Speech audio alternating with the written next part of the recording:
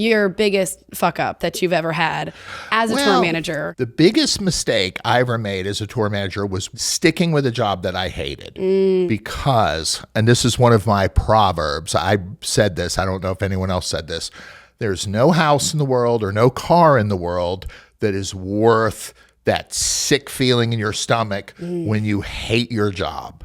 Yeah. And there's no amount of money. And these people, like when I first started touring, every bus driver we would meet was divorced, had tax problems, drug problems. And these people were touring because they had to do it. Right. You can't make stupid financial decisions that back you into a corner to where you have to do this. Right. You need to do this because you want to do it, not because you have to. And you want to be on the road with people who want to do it.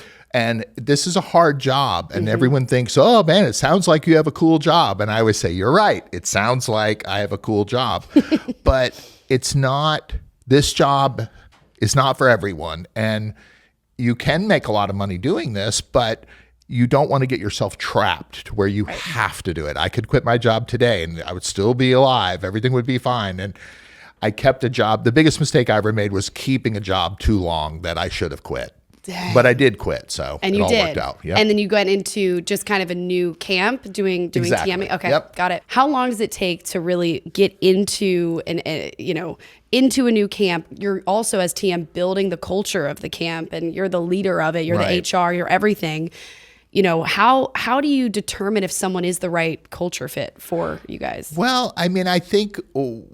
The first thing that I always do is hire from within. There's super nepotism because if let's say, for example, we need a guitar tech. Well, I'm not going to work with them very much because I'm the tour manager. Me and the band and me and the band live in one world and the crew lives in another world. So if we were to hire a new guitar tech, let's say, the crew are the ones that have to deal with them. Right. So I would rather them hire one of their friends or someone that they've worked with before. That's smart. But if I hire anyone, they have to kind of live by my code of ethics. You know what I mean? Like, for example, if someone says, "Oh, that's not my job. I'm not doing that," then they're done. You know what I mean? They might as well buy themselves an airplane ticket. Yep. I have my tolerance for millennial and Gen Z entitlement is measured in negative numbers. I have no time for any of that. Yeah. You're not entitled to anything. Yes. And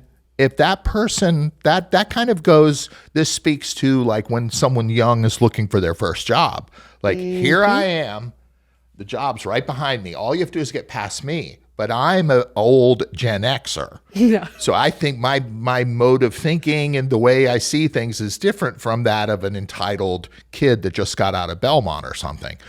So you're not going to get me to hire you if you act that way. Yes, and I think that's why those starting jobs, whether that be hospitality, catering, merch, those first kind of legs in are the worst jobs. Yeah. Because it's the longest hours. It's who sees the bigger picture and who's willing to do the jobs that no one wants to do. Right. Because those people have to lead other people. Right. So okay, you mentioned something already. That's not my job. Is there another thing you see someone right off the bat that just started, maybe they're new or maybe they're a veteran, you see them do and you're like, done. Treating people poorly. Yeah. Yeah. You know, there's that old saying, you tells a lot about somebody, how they talk to the waitress or how they talk to the flight attendant or stagehands. I will listen. I walk out the door every night. I have my backpack or my computer bag with me, and I walk by a gaggle of stagehands walking out to the bus to leave, and I go, hey, guys, thanks so much. See you later. Good night. See you next year. Yes. Because if I'm an asshole, they don't say Thomas O'Keefe, he's an asshole. They say that Weezer guy is an asshole. Exactly. I'm representing the band I work for. So when you're incompetent or you're a jackass, that people blame your band for that, which is unfair because they're not the ones doing it. Totally. But it's just important to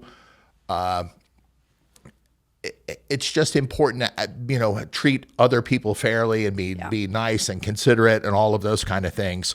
But the Gen Z, the young people don't realize something that happened because during the pandemic, and that is they are getting an artificial bump right now because here's what happened.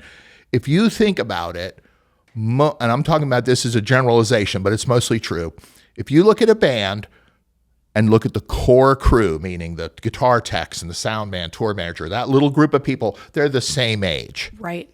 You know, I used to be 50 something. All my guys are 50 something. All my guitar techs are pushing 50 something. Yes. I wouldn't hire a kid because a kid would get chewed up and spit out in 15 minutes.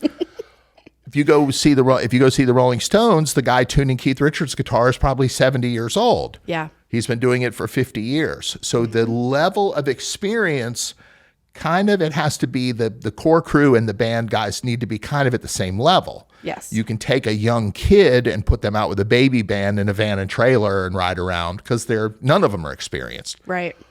But with the pandemic, what happened was a lot of these bands at the very top, the oldest rock bands, their crew guys were all within a year or two of retiring anyway. So they quit.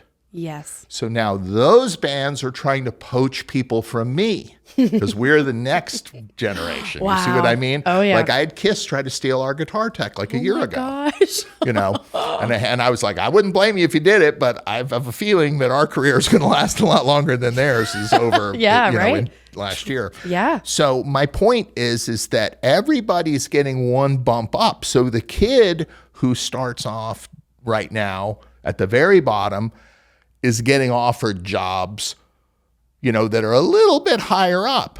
A little higher salary than any of us made. But also, that is where they make a mistake.